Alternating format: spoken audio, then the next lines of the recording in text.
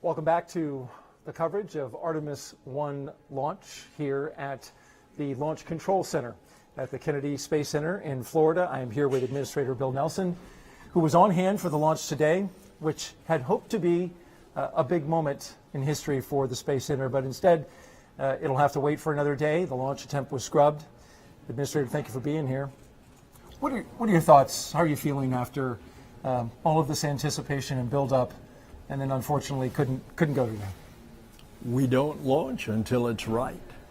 And in fact, they've got a problem with the gases going on the engine bleed on one engine.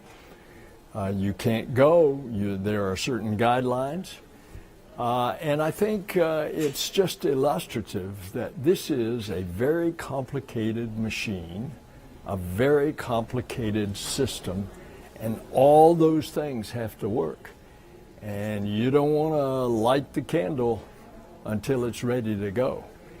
I have some personal experience in the crew that I participated in on the 24th flight of the space shuttle. We scrubbed 4 times on the pad. Okay. And the 5th try was a flawless mission. We know, had we launched on any one of those scrubs, it wouldn't have been a good day. And so that was Hoot Gibson and Charlie Bolden's crew. And so, this is just part of the space business. And it's part of particularly a test flight. We are stressing and testing this rocket and the spacecraft in a way that you would never do it with the human crew on board. That's the purpose of a test flight. And you talk about the complexity, and certainly that is the case here, and learning as we make these attempts.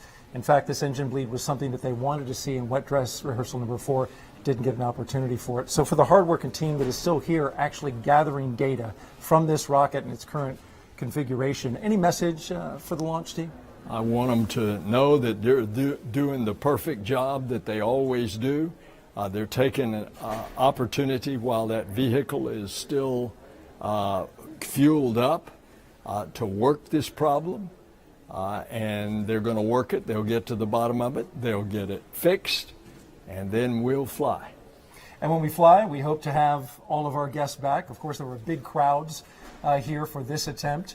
A lot of special guests, including Vice President of the United States, Kamala Harris, was here. Did you keep them briefed on what was happening and what happens next? Yes. She and I had a good visit. I met her at the airplane. I came straight here to talk to some of the launch control folks, and she is fully briefed on the whole thing. She's very happy to be here.